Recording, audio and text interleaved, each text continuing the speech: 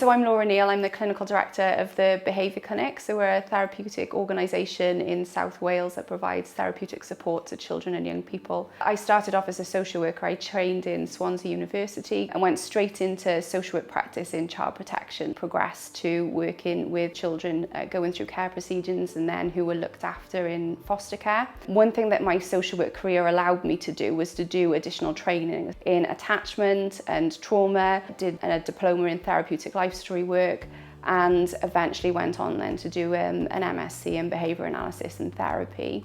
My day-to-day role is really helping social workers, parents, foster carers deliver trauma-informed care to their children and young people that they're supporting, and also providing therapeutic support to children and young people. I love my job because we can really see measurable outcomes and we get to support children and young people and help them to reach their full potential.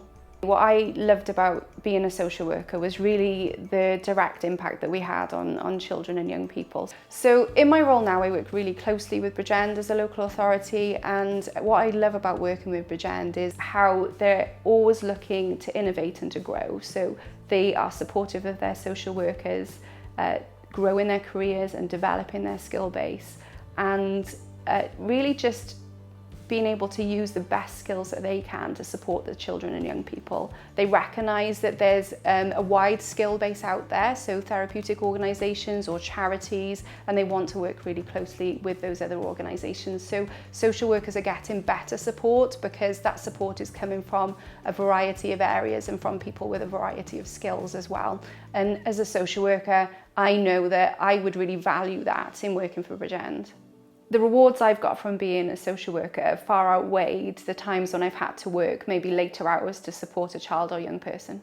As a social worker, you can achieve a good work-life balance. So there is flexibility to work full-time or part-time.